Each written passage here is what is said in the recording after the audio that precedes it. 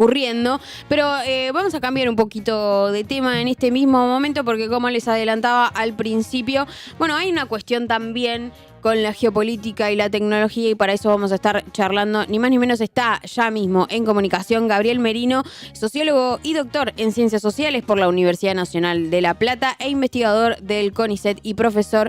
Gabriel, ¿me escuchás? Leila Bechara te saluda. Hola, ¿qué tal, Leila? Sí, te escucho perfecto. Hola Gabriel, bueno, nada, estábamos hablando de otro tema, nada que ver recién No, escuché interesado también. por la visita de Kennedy a la Argentina y bueno, como un cierto correlato entre visitas y anuncios que va haciendo el gobierno nacional, una especie de cogobierno ya, no sabemos qué nombre ponerle, pero bueno, queríamos hablar con vos sobre otras cuestiones, sobre cuestiones más relacionadas a el mundo de la tecnología, ¿no? Acá en este programa intentamos siempre abordar un poco las noticias sobre inteligencia artificial, sobre avances tecnológicos, sobre cómo esta carrera tecnológica a nivel global va definiendo un poco los ordenamientos geopolíticos que se están dando en este momento, que bueno, nada, ya vimos, creo que Estados Unidos está haciendo movimientos bastante bruscos en esta clave. Para arrancar y preguntarte, bueno, ¿ves qué asociación ves justamente entre esta carrera tecnológica y el reordenamiento global que se está dando? Bueno, no es casualidad que a partir del 2014 se haya acelerado el gasto, la inversión en investigación y desarrollo sobre el Producto Bruto Interno a nivel mundial. Se pasó del 2%, ¿no?, de gasto promedio en investigación y desarrollo. Para darles una idea, para ponernos a nosotros ahí, nosotros invertimos el mejor momento en 2011, 0,65 nuestro PBI, ahora estamos abajo del 0,4, pero bueno, volviendo, pasó del 2% al 2,6%. Y eso está directamente relacionado a dos hechos fundamentales. La competencia estratégica, pensemos que el occidente geopolítico desde el 2014 empieza a hablar de que estamos en una nueva guerra fría, y mira particularmente con malos ojos el ascenso de China y también la reemergencia de Rusia y, bueno, y los emergentes en general. Eso por un lado como algo muy importante. Yo discuto ese concepto de nueva guerra fría, podemos hablar de nueva guerra híbrida. Por otro lado, estamos al mismo tiempo y en paralelo y como parte del mismo proceso de transición de poder mundial, con una revolución tecnológico-productiva en curso, ¿no? Esto que desde el mainstream se le llama la revolución industrial 4.0, ¿no? Más desde el foro de Davos. Pero que bueno, más allá del nombre que le pongamos, claramente hay una revolución tecnológica productiva en curso. Uno de los temas centrales es el desarrollo de inteligencia artificial, ¿no? Pero también todo lo que tiene que ver con lo cuántico, los avances en biotecnología, hay un montón de áreas que son parte de esta revolución en curso. Eso obviamente se engancha con la geopolítica. Parte de lo que Occidente llama nueva guerra fría, o yo prefiero llamar esta suerte de guerra mundial híbrida y fragmentada, o una dimensión central es la guerra tecnológica. De hecho, muchos hablan de que ahora, bueno, se vino la guerra comercial. En realidad la guerra comercial arrancó en 2017, 2018, ya en el primer mandato de Trump, y un capítulo clave de la guerra comercial que mucho no se hablaba es que contenía o era central la guerra tecnológica. De hecho, Estados Unidos apuntó todos los cañones en ese momento a Huawei, esta empresa importante, ¿no?, de tecnología, de infraestructura para desarrollo de 5G, de China, líder mundial, intentando, bueno, restringir este desarrollo con las ventajas competitivas que mostraba Huawei en infraestructura de telecomunicaciones. Y de hecho, durante el gobierno de Biden no solo no desescaló esa guerra comercial, si bien pasó a un segundo plano en lo discursivo, pero sí se agudizó enormemente la guerra tecnológica. De hecho, alguna de las iniciativas centrales de Biden fue, a través de la ley de chips y otras cuestiones, prohibir las exportaciones de alta tecnología a China, tratar de que China no adquiera máquinas para la producción de semiconductores avanzados, de muy bajos nanómetros, muy pequeños, que son los más avanzados para la tecnología de punta. Bueno, todo eso se intentó. Así todo, y con esto de alguna manera está bueno para hacer un una reflexión inicial o para disparar un conjunto de reflexiones. Así todo, China no solo no detuvo esa carrera, China, en medio de esta guerra tecnológica, no solo no fue frenada, sino que ahora mostró una disrupción total, ¿no? Con el tema de BYD, con el tema de DeepSeek, la inteligencia artificial, que revolucionó de alguna manera el estado del arte, la inteligencia artificial, quién está, qué países están en frontera, claramente China demostró que estaba en frontera, pero además hay una revolución de costos, bueno, que guarda relación con que ahí en China está emergiendo, ¿no? Todo un paradigma de desarrollo y asociado a eso, toda una forma de encarar y dar respuesta y avanzar en esta revolución tecnológica productiva que es muy, muy fuerte y que de Occidente lo ven con demasiado, ¿no? Como un peligro sistémico, como le llaman. Ahí vos, Gabriel, hablás de momento Ford. ¿Qué significa eso? Sí, porque cuando apareció DeepSeek se habló, ¿no?, de un momento Sputnik, en referencia a cuando la Unión Soviética coloca el satélite Sputnik justamente en los años 50 y muestra que estaba 3, 4 meses o 5 más avanzado que Estados Unidos en materia satelital, con lo que eso implicaba en la cuestión estratégica, sobre todo militar. Pero la Unión Soviética no era la principal plataforma industrial del mundo, estaba muy por detrás de Estados Unidos, estaba muy por detrás también en la tecnología general, aunque mostraba esa capacidad. Y además era el pleno apogeo de la hegemonía estadounidense. Estados Unidos salió de la Segunda Guerra Mundial con 40% del PBI mundial, siendo el taller del mundo, pero aparte el centro del Fordismo, de la manufactura. Bueno, y en cambio ahora lo que estamos viendo se parece más a al momento Ford. Es decir, a ese momento, justamente, cuando se iniciaba a principios del siglo XX esa transición de poder con la crisis de hegemonía británica, con la crisis del capitalismo decimonónico, ¿no?, encabezado justamente por los británicos, donde emergía una nueva plataforma industrial del mundo que era Estados Unidos, un nuevo taller manufacturero, pero ahí se estaban dando innovaciones claves en el modelo de acumulación, desarrollo y producción, que era el toyotismo, lo que se conoce como el Fordismo, ¿no? La producción en masa, esto que vemos en la película de Chaplin, ¿no?, de la cadena de montaje, de la organización científica del trabajo, del consumo de masas y el consumo del trabajador de esos bienes producidos por el capitalismo industrial. Bueno, ahí hubo una revolución tecnológica, pero que siempre lo tecnológico que tiene que ver con el desarrollo de las fuerzas productivas está en relación a nuevas relaciones de producción, nuevos modelos de desarrollo, y eso estamos viendo en China. O sea, porque no es nada más DeepSeek que rompió, ¿no?, de alguna manera lo que todos veíamos de la inteligencia artificial, revolucionó costos, o sea, con 95% menos de costos de entrenamiento, por cada token que produce es muchísimo, por la propia arquitectura del modelo implica mucho menos costos, o sea, hay una revolución de costos, pero también guarda relación con un ecosistema que está emergiendo, no por nada solo DeepSeek, es, por ejemplo, BYD, o sea, BYD, ¿no?, esta empresa de autos eléctricos China que ya superó a Tesla. Claro. Pensemos que Tesla hace 10 años se reía de BYD diciendo en un video, no sé si lo vieron, viste los autos que producen y se reía como diciendo, no es competencia. Mirá lo que hacen. Ahora ya BYD superó a Tesla, está desembarcando también ahora en la región. O sea, es BYD, es Huawei, es la superioridad que está mostrando China en transición energética, ¿no?, en paneles solares. Sí. Por eso digo un momento Ford, porque lo tenemos que pensar como en plena transición de poder mundial y en plena revolución tecnológica productiva, como un gigante que emerge, que es 1/3 de la industria del mundo, y donde se está, ¿no?, emergiendo con ello todo un patrón nuevo de desarrollo.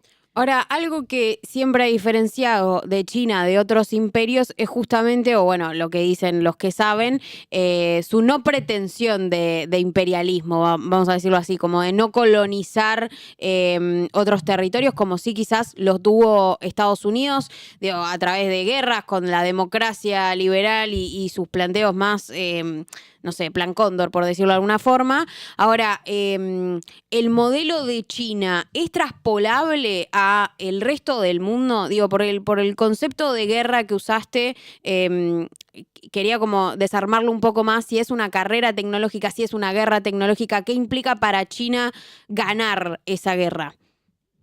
Bueno, es una guerra tecnológica, pero para China tiene otra concepción.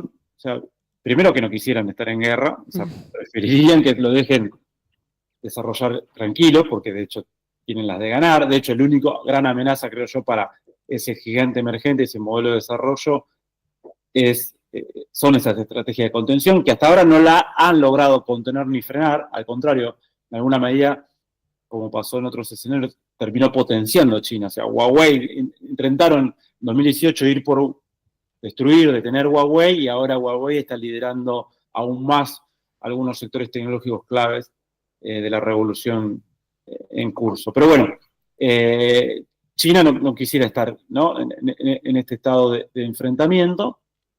Pero lo cierto es que tiene las armas y la guerra tecnológica existe. Es cierto esto que vos decías. China no tiene una concepción imperialista de tipo occidental, ¿no?, que a la acumulación de capital, que es clave de la acumulación y la expansión económica, se refuerza, incluso es posible a partir de la acumulación de poder político militar en otros territorios, o de intervenciones, de golpe de Estado, de guerras, etcétera. Sin ir más lejos, uno de los cuadros imperiales claves que fue protagonista del Plan Cóndor y las dictaduras en América Latina en los 70-80, como Henry Kissinger, marcaba esta diferencia. Dice, China es un imperio tradicionalmente defensivo, que no tiene una pretensión expansiva, que siempre tuvo más o menos el mismo territorio, que no arma colonias, que tiene otra lógica de desarrollo, ¿no?, muy distinta, que tampoco, incluso en los últimos años, ha reforzado esta idea de no injerencia en asuntos internos, como diciendo, a mí no me molesten, yo no molesto a los demás, pero bueno, obviamente, un gigante que es un tercio de la industria del mundo, revoluciona las fuerzas productivas y se convierte en un gran centro emergente, inevitablemente es un centro mundial, y inevitablemente, si uno no tiene una estrategia propia, si uno no tiene una capacidad para desarrollar sus propias, para la redundancia, capacidades tecnológicas, capacidades comerciales, financieras, productivas, genera una neodependencia. Digo neo porque no es una dependencia reforzada por un patrón imperial, Claro. ¿no?, de subordinación político, militar, ¿no?, como lo vemos en ese patrón más occidental, que América Latina siempre, los últimos 500 años, fue como periferia de esas metrópolis occidentales. Bueno, fue variando la metrópoli de acuerdo al ciclo de hegemonía, pero bueno, América Latina entonces tiene esa experiencia, y a veces hay un error en leer desde esa experiencia histórica la relación con China. La relación con China es otra. Es lo que uno dice, bueno, si vos abrís tu industria ingenuamente, China te pasa por arriba, pero no porque China tenga pretensión imperialista, porque los costos son tan bajos en comparación a los costos nuestros de producción industrial, que te pasa por arriba. Entonces vos tenés que tener una estrategia ahí, y lo mismo en el sector de tecnología. Yo creo que China va a jugar inteligentemente esta guerra tecnológica, la está jugando inteligentemente, y ahí nosotros tenemos, no sé si es copiable ese modelo chino, pero sí es para tomar enseñanzas de qué hizo. Me parece eso sí muy importante. Por ejemplo, una capacidad fenomenal del sector público para destinar gran parte del excedente que se produce en planes y en investigación y desarrollo. De hecho, esto que vemos de BYD o de otras empresas chinas o de la inteligencia artificial está estrechamente relacionado no solo con los planes quinquenales, que ya van por el número 15 en China, sino por el plan Made in China 2025, que se desarrolló en 2015, y que justamente apostó a 10 sectores estratégicos para alcanzar por lo menos el estado del arte, o en algunos casos ir a nivel frontera en materia tecnológica. Uno de ellos es la inteligencia artificial, el otro vehículos eléctricos. No es casualidad. Eso es parte de un Estado, un sector público, que invierte una enorme cantidad de dinero en desarrollar esos sectores. Entonces ahí podemos tomar enseñanzas, claramente, no digo copiar el modelo, pero sí analizar ese nuevo modelo de desarrollo y tomar enseñanzas, y tener estrategia, porque si no, uno va a quedar también subordinado a este nuevo centro emergente. Claro. ¿En qué lugar crees, con este mapa, ¿no?, que hicimos de los grandes líderes mundiales en tecnología, ¿En qué lugar crees que está Argentina hoy, o por lo menos qué planes tiene a futuro para desarrollarse tecnológicamente? Bueno, yo creo Argentina es una semiperiferia, no es un país periférico, es una semiperiferia, está como un lugar intermedio, y una de las características nuestras como semiperiferia es que justamente tenemos, a diferencia de las periferias, cierto desarrollo científico-tecnológico y mucha capacidad en lo que se llama, a mí no me gusta mucho el concepto, es recursos humanos, porque cosifica, ¿no?, la persona, pero bueno, en capacidades, ¿no?, de las personas, de los profesionales, de los científicos, son muy, muy capaces. Uh-huh. Argentina venía a ver, pongamos la comparativa. Argentina en mediados de los 90 invertía lo mismo que China en investigación y desarrollo, 0,5% del PBI. Los países desarrollados, arriba del 2% del PBI. Hoy China invierte 2,6% del PBI, Argentina bajó del 0,65 que había llegado en 2011-2012 a menos del 0,4. O sea, las perspectivas son muy malas. Estamos en pleno proceso de nueva fuga de cerebros, como se le dice, desarticulación de capacidades científicas, desarticulación de capacidades tecnológicas. Nosotros tendríamos que hacer el ejercicio inverso. Ahora que ya capacitamos buena cantidad de doctores, de postdoctores, que tienen una buena masa de investigadores, tendríamos que ir al 1% del PBI en investigación y desarrollo y tratar de que ir mucho más a la cuestión de tecnología aplicada asociado a grandes empresas del sector público, como fue la experiencia de YPF Tech, con el desarrollo de combustible, pero también experimental a nivel de batería de litio y otro. Bueno, eso lo tendríamos que replicar, tendríamos que ir para ese lado,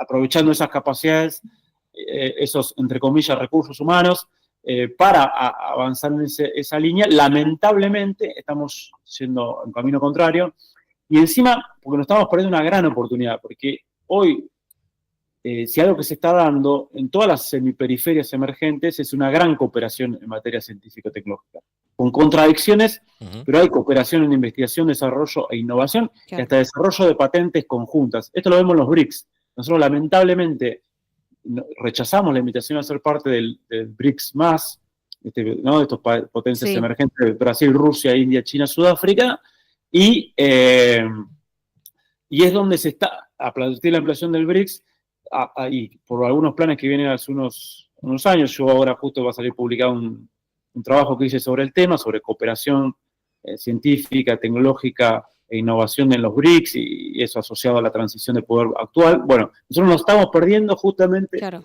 oportunidad, estamos como yendo en contra y desaprovechando capacidades que nosotros tenemos, desaprovechando ese lugar intermedio en el que estamos, que podríamos dar un salto para escalar. Es el momento para hacer eso, porque además, si la tendencia clave o una de las tendencias clave de la transición de poder mundial es justamente la revolución productivo-tecnológica que estamos viendo, las tendencias tienen una característica: si vos no tenés estrategia y capacidad para enfrentar las tendencias te pasan por arriba. Total, o sea, también el riesgo es la periferialización, claro, porque ese es el riesgo que ahora aumenta en el caso de Argentina, que es seguir periferializándonos, y que eso contrasta fuertemente con lo que pasa con Brasil. Claro, eso te quería preguntar concretamente por Brasil. Sí, ¿Cuál sí. es el caso? Ahí vemos un contraste. Perdón. Sí, no, digo, ¿cuál es el rol de Brasil dentro de todo este juego, no? Ahora con los BRICS lo mencionaste un poco, ¿no? Sí, tal cual. Ahí el problema es que nosotros vamos a seguir perdiendo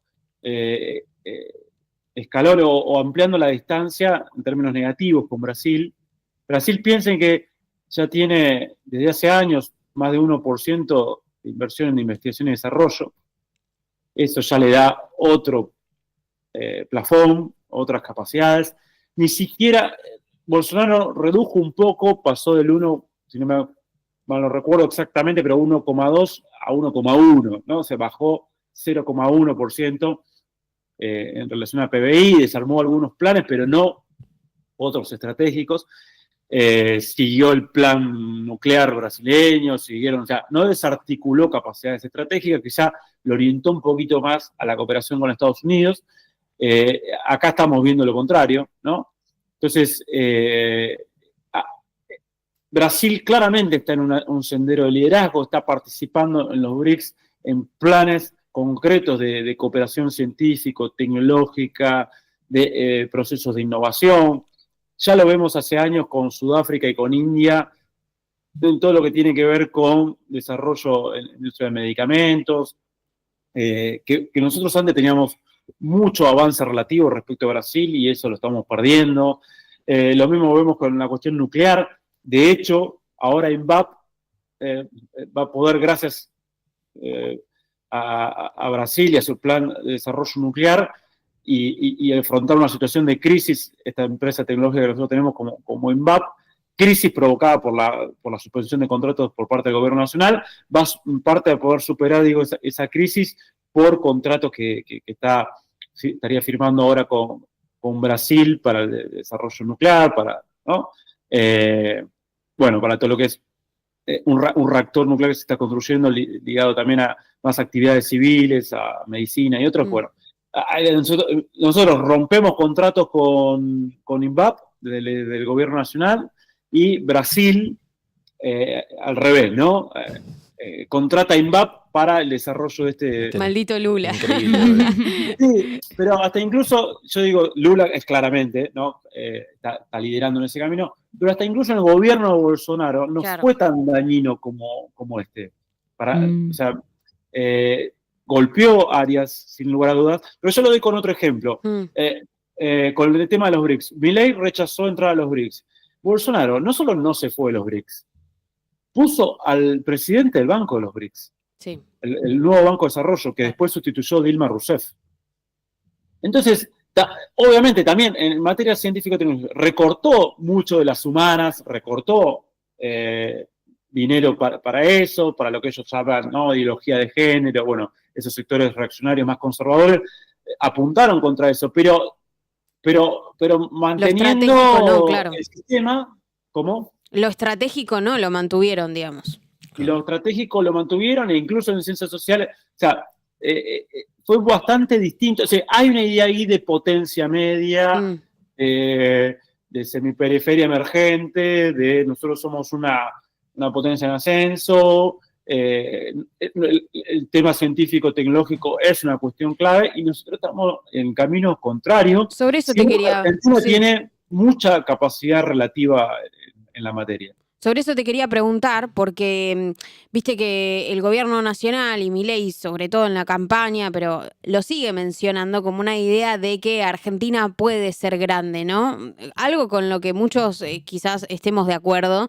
Había una Argentina, sí, de grandeza ahí para ser descubierta. Ahora, casi todas las medidas en términos, bueno, como vos lo mencionabas, en términos estratégicos, de energía, de tecnología, de ciencia, siempre están alineadas a Estados Unidos. ¿Hay una lectura geopolítica que está teniendo el gobierno respecto a esta alineación directa? Alineación directa. El fallido no falla, valga la redundancia. Porque eso, no termino de entender cuál es la estrategia de alineamiento con Estados Unidos, teniendo en cuenta, digamos, este contexto tan abierto que hay.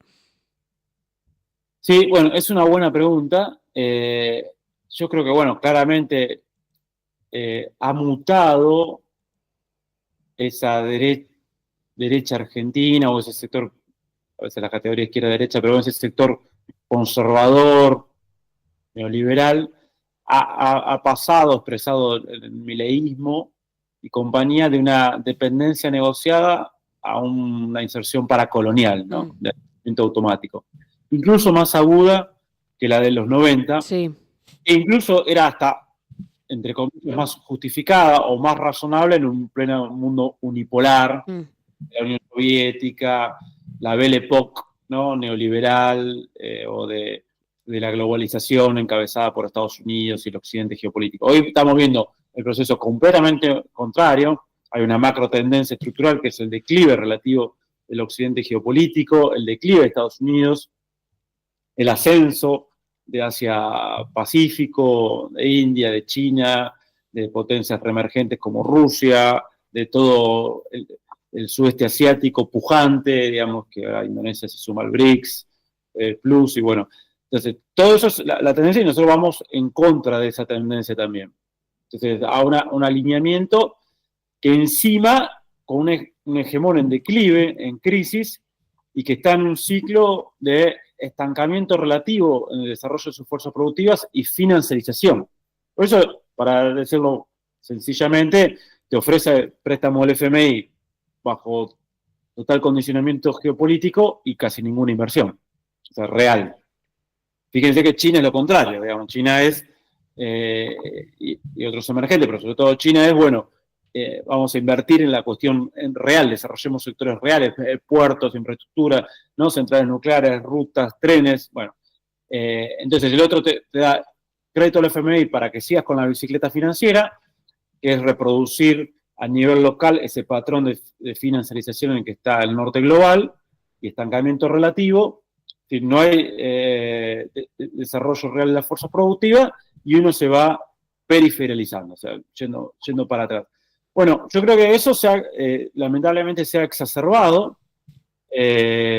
Incluso eso, insisto, es distinto a lo de Brasil, porque vos en Brasil tenías, a nivel ideológico y político, durante el bolsonarismo, no sé, a un Araújo, el canciller, que también valoraba a Trump y Occidente, Trump era el salvador de Occidente, todo muy lindo, pero después el vicepresidente y poder clave de Brasil, durante el gobierno de Bolsonaro, que era Hamilton Mourão, viajaba a China, estaba reunido 5 días y declaraba que había un matrimonio inevitable entre China y Brasil, solo que China tenía que entender que Brasil era del hemisferio occidental. O sea, claramente eso es más una dependencia negociada, así que yo en parte me subordino en última instancia en términos estratégicos de Estados Unidos, pero mantengo una estrategia propia. Bueno, el mileísmo no es eso, no es el Bolsonaro en ese sentido.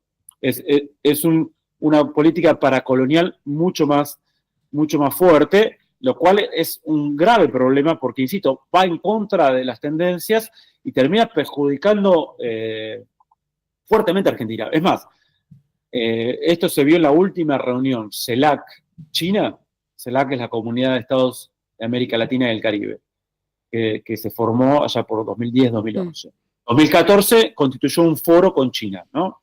Bueno, ahora se pasaron más de 10 años de este foro China-CELAC, se hizo una reunión en China muy importante, y mientras la mayor parte de los mandatarios de América Latina, o algunos de sus ministros principales, estaban firmando acuerdos, avanzando con el nuevo gigante emergente, Argentina participó con funcionarios de tercera línea, sin ninguna relevancia, y fue el único país que no firmó el documento final.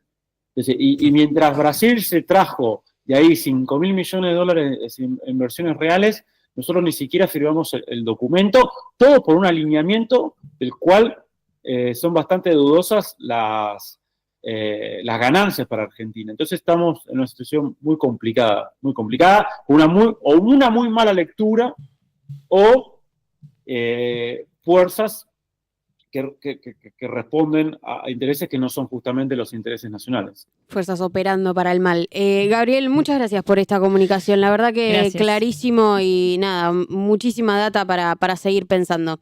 Te mandamos un saludo. Un gran gusto. Abrazo. Hasta la próxima. Me quedé pensando esto que menciona del bolsonarismo y cómo el bolsonarismo tenía diferentes vertientes, corrientes internas, ¿no? Total. Eso hizo también a la complejidad de la política brasileña.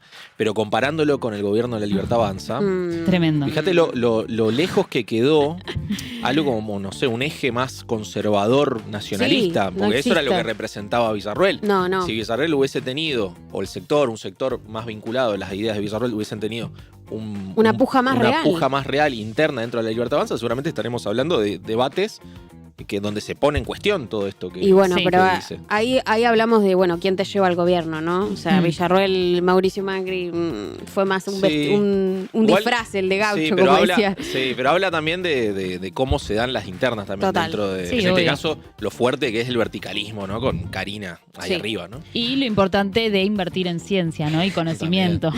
Mínimamente. Bueno, Che, Gabriel Merino, sociólogo y doctor en Ciencias Sociales por la Universidad Nacional de La Plata, la verdad que buena nota. Perdón, Fabri. No, quería decir que